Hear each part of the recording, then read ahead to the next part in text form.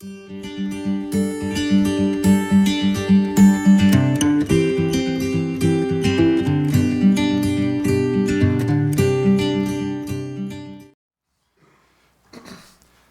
we are in the midst of looking at John's gospel and the things that he's doing to reveal to us, well, who Jesus is.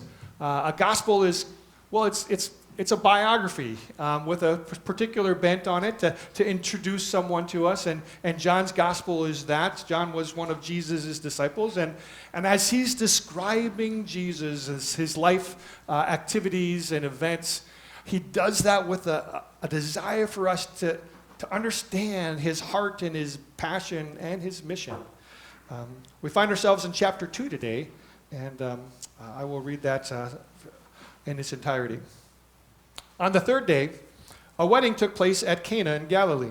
Jesus' mother was there, and Jesus and his disciples had also been invited to the wedding. When the wine was gone, Jesus' mother said to him, "They have no more wine." "Woman, why do you involve me?" Jesus replied. "My hour has not yet come."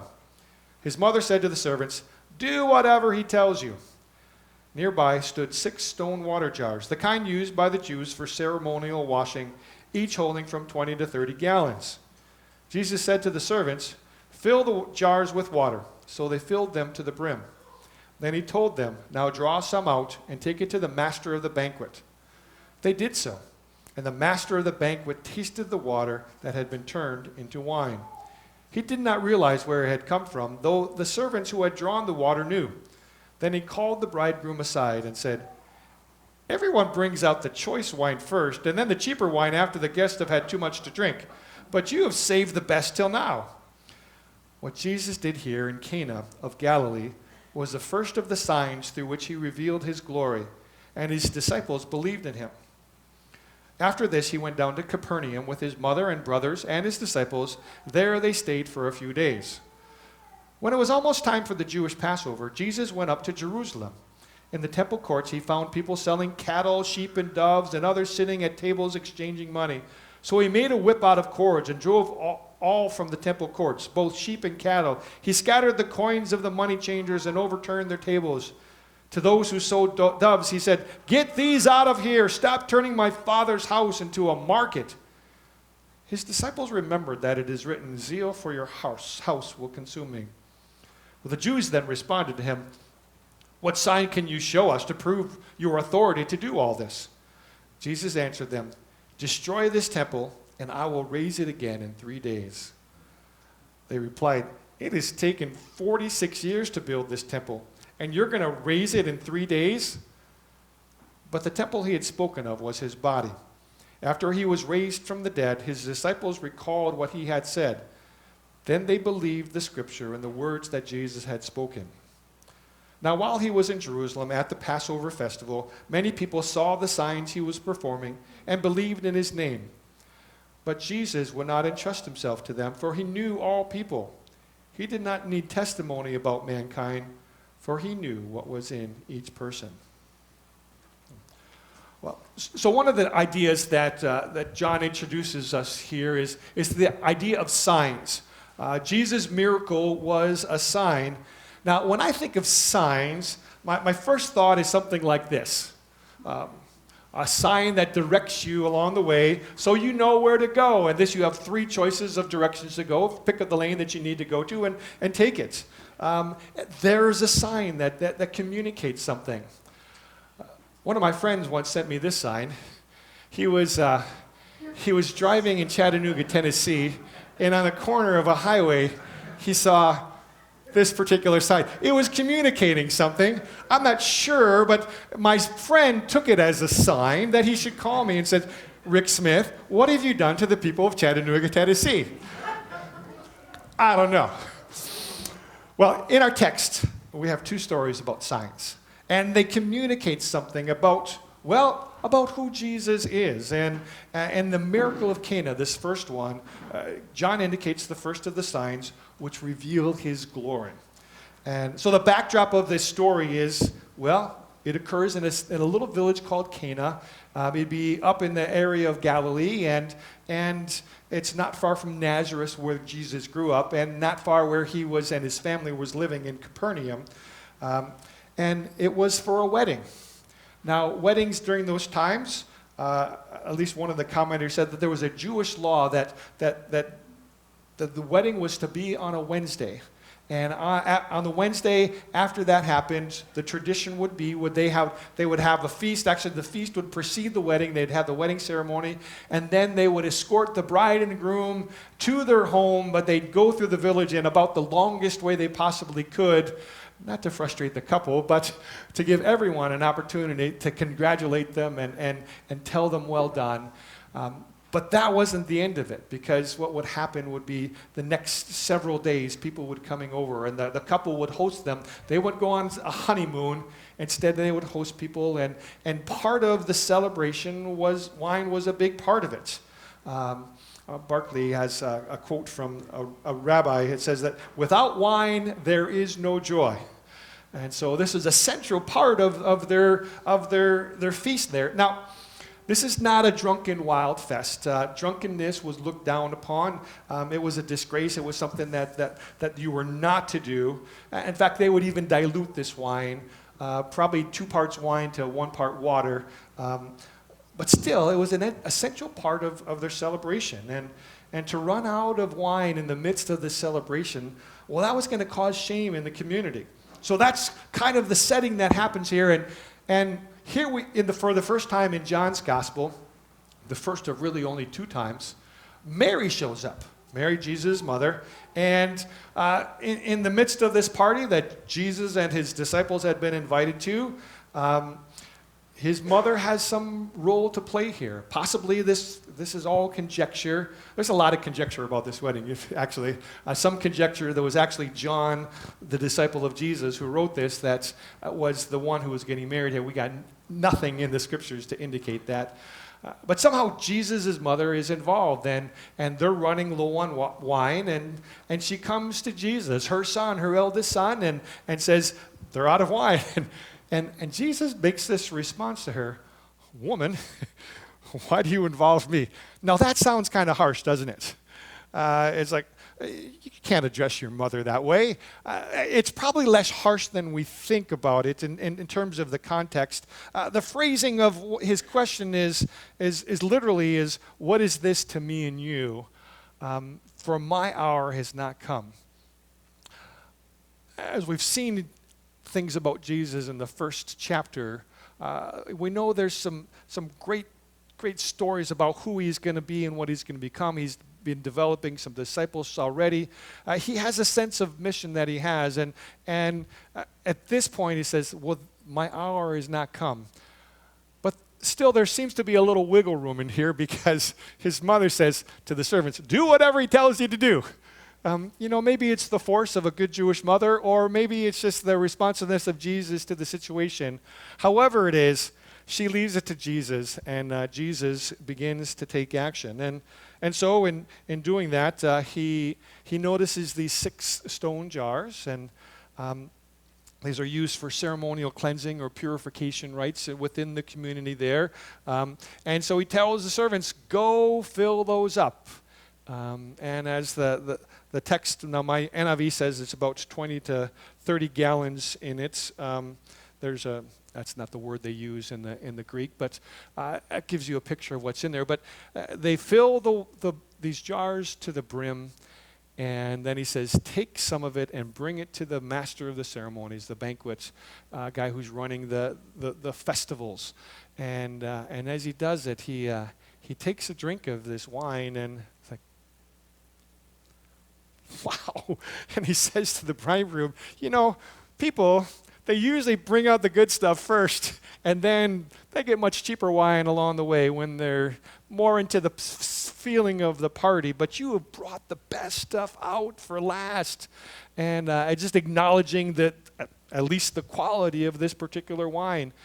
And kind of a strange story, isn't it? Strange that Jesus does it. I mean, there's a little resistant. He's a little resistant to it, but he does it. And And John makes sure that we hear about this and that we know that it's his first sign. Part of what's going on here, there's a lot of symbolism that's happening here. One, just in the fact that he's using these jars that are used for purification. They're stone jars as opposed to being made out of earthen things and fired. It's not pottery, because pottery can become unclean once it's used, and then it has to be destroyed. The stone jars can be cleansed again. But there's some symbolism about him taking and using these purification things, as well as bringing new wine to this festival. In this small backward place, at someone's wedding, possibly a family member, we're not sure. But Jesus uses the occasion to make a fairly big statement about who he is. Symbols of purification and cleansing and new wine speak of God's working and his God's presence in our lives, even in this very small village. In the first section of the Gospel of John we looked at on Christmas Day, John, looking at who Jesus is, indicates that he is God dwelling with us. He chose to dwell with us. And there is this picture of his dwelling and being with us, that God's placement is now in this world. And John is helping us to see that these signs are not merely pointing to a guy who wants to keep this festival going, but he's got this bigger mission of what he's doing and who he is in this world. So there's that first story, this picture of Jesus doing a miracle. I mean, it's clearly a miracle. You don't just bring wine out of water. Jesus has done something here. But there's connection with the next story as well. So there's an interim there. Jesus and his disciples, along with his brothers and mother, they go down to Capernaum for a couple days. And then one of the biggest feasts in the Jewish community, the Passover feast, is coming. And Jesus is going up to Jerusalem to be part of this feast. Passover was that remembrance of God's rescue, how God rescued the people of Israel from the land of Egypt and did so on that last of those plagues to be put on the Egyptian people. The firstborn of every house was killed unless the blood of the lamb was put on the doorpost of someone's house. And the angel of the Lord would pass over them. And they remember God's rescue and freedom that came from that event. They were told specifically to do so within the scriptures. And so this is an important feast. And anyone who lived within so many miles of Jerusalem was supposed to go to this. Sometimes the city of Jerusalem could bloom to several 100,000. Some estimate even over 1 million people during this same time frame. It's a big deal. And as Jesus goes to this, he's going to perform another sign. And this sign is not going to be as subtle as his changing water to wine. It seems like only the servants and maybe his mom and his disciples knew what happened there. But this one's going to be a little more out there. That as he enters into this, he takes a look at what's going on there, and he doesn't like what he sees. There is all this commotion that's going on there. And Jesus decides that it's time to take action. And he grabs a belt and starts whipping things up. Pretty audacious. I don't know if you can picture this, but I mean, it would be similar to maybe someone coming in here and having a great criticism of what the things to do. They might take some, like, what are you people doing? This is crazy. You're doing all kinds of this, and this is no good. What are you doing? This is bad. You made my place a mockery. It's supposed to be a place where we see God. This is his place. This is his house. You made a mockery of it. And that kind of audacity, even larger than what I just did. I mean, can you imagine there'd be doves floating and goats bleating about and money being tossed on the ground, making all kinds of noise? This was disruptive and agitating. As his disciples think back on it, and I'm sure his disciples like, what is, Jesus gone nuts? What's but they remember later on the line. Then they remember from Scripture that zeal for your house will consume him. And they remember as well some of the other things. Well, the Jewish leaders there, someone comes into the temple and creates this kind of commotion. Jesus, you got some splaining to do.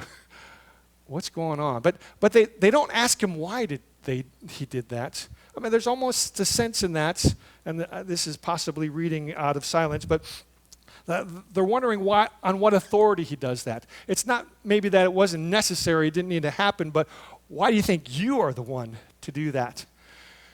And Jesus' answer to them is simply, destroy this temple and I will rebuild it in 3 days. Well, that was it's a very large temple. As they mentioned, it was being built still. It was been 46 years since Herod the Great had started this project. His son continues it on. It doesn't really get finished until about 60 AD, which will be another 20 years after this.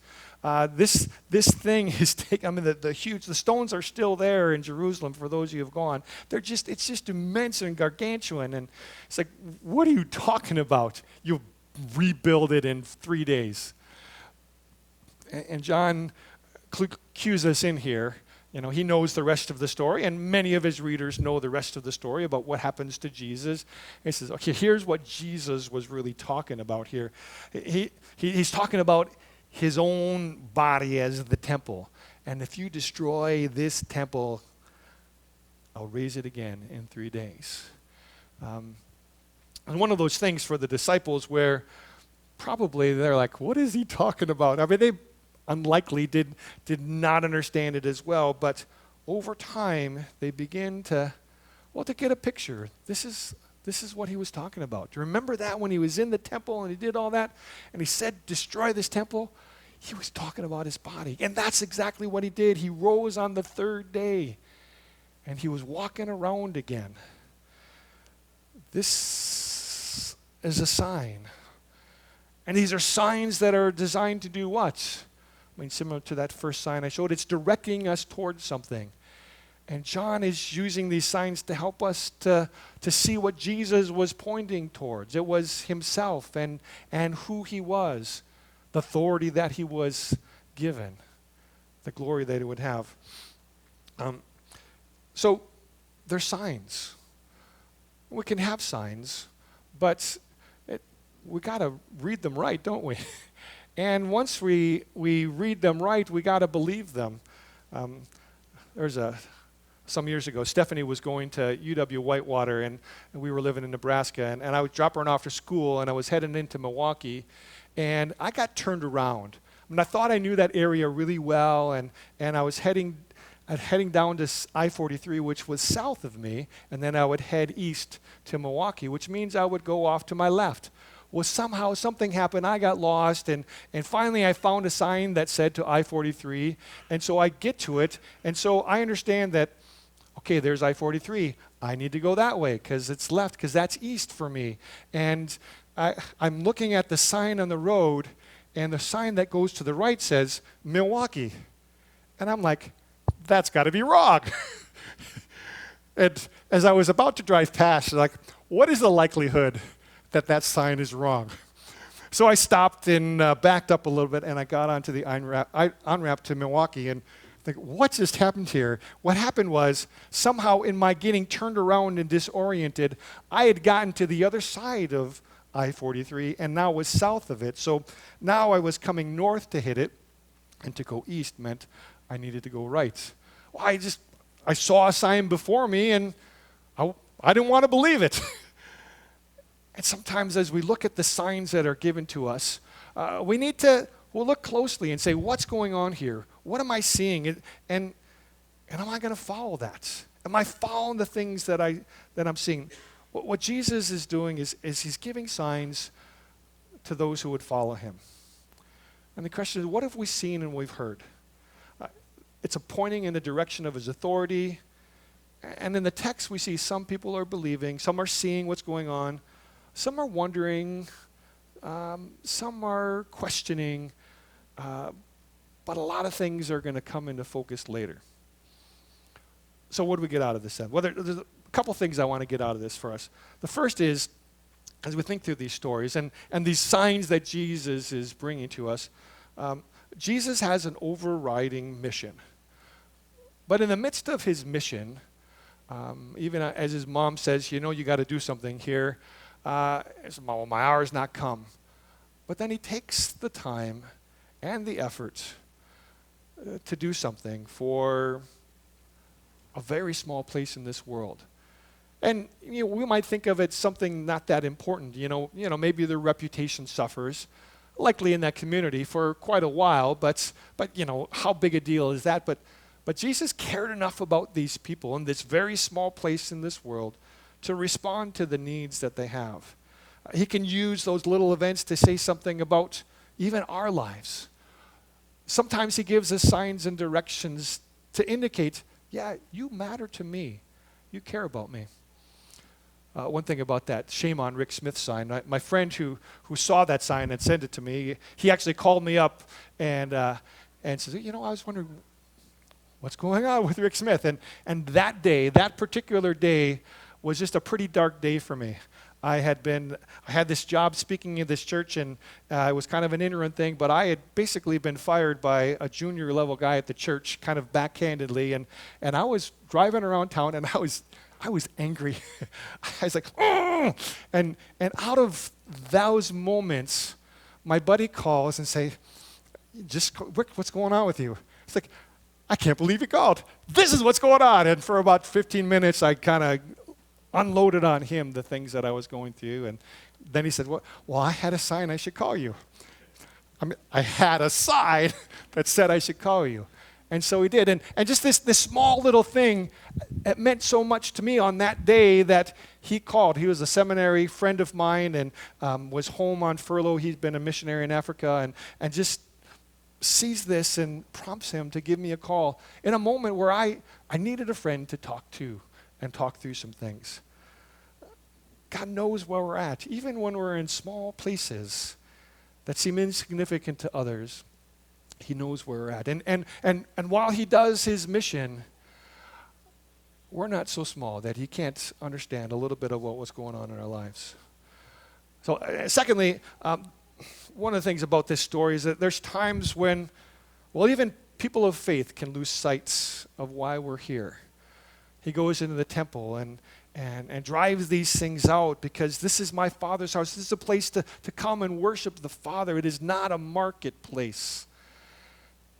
And sometimes, even within our world, we can lose sight of why we're here. We can get distracted and forget that one of our great purposes here within the ministry, within the church, is for us to be able to focus on God, of being part of this work of becoming disciples and knowing him deeper and helping others to see him. And in many places, worship becomes a central focus for the way it's done instead of for whom it's done to.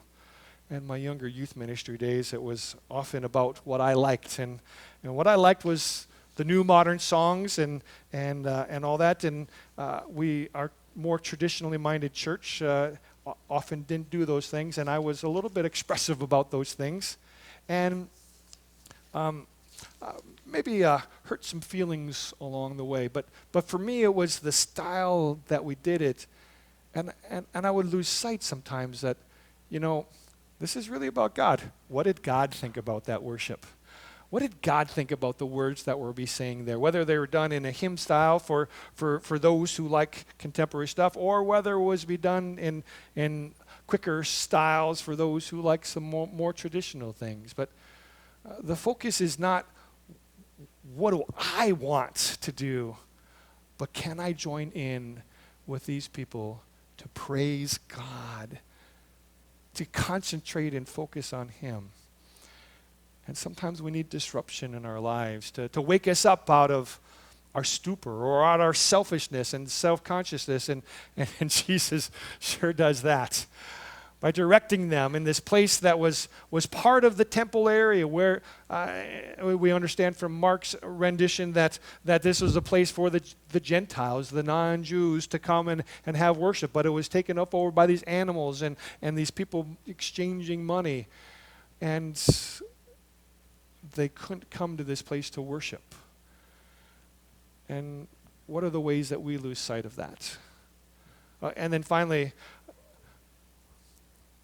one of the things I think this story tells, we might not get everything just yet. That is that John gives us cues about what was going on here, but John is writing this decades after the event and putting all these things together. His disciples remembered later when he rose again from the third day that he was speaking about this temple. But for a time there, people would have been, what is he talking? Why all this? And what is he talking about this temple? Why? How is that his authority? He's going to build this temple? Well, there was more going on there. And it would take some time. And so for us, as we look through faith and consider faith, sometimes there's things that make great connections for us. We're like, wow, that's how it is. But sometimes it takes a while. Sometimes we're confused and we're trying to grasp it. And I think part of the story here is, well, yeah, maybe you're not going to get that right now. But wait, keep looking, stick to it, continue to look for truth. Think about God. If God is real, if he exists, then he'll reveal himself to us. He'll let us know about it. And if Jesus is truly his son, that he'll reveal that to us as we look to him, as we look for truth about what it is that he's done and what he says himself. And that's John's goal here, is to help us see that with the teachings he did, as well as the other actions, the signs he performed, they're pointing to something about him, that he was God's son, come for purpose. A purpose to reveal God's plan and mission and to call people back to him so that they might know him. His process of doing that was going to be to die for people's sins, to take their place because he loved them that much. So I don't know where you're at.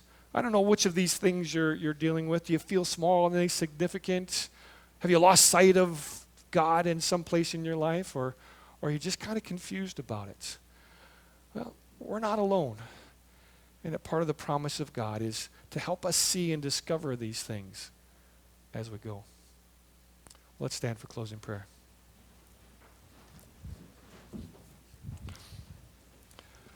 Well, Father, as we come here and in the face of messy lives and now messy auditorium, we thank you that you know us in our messiness. And sometimes you come to us to affirm us or to help us. And sometimes you come to confront us and cause us to take a step back. And sometimes we're still a little dazzled or confused. And so we come to you asking that you would guide and direct us, that we might see you in the ways we need to know the love that you have for us, and to keep our eyes fixed upon you, the Son, the Father, the Spirit moving within our midst. May we be about that. May we be more and more like the disciples that John is guiding us towards, of followers of Jesus. Help us to come and see what it is you're doing in our lives. We ask this through Christ our Lord. Amen. God bless you this day.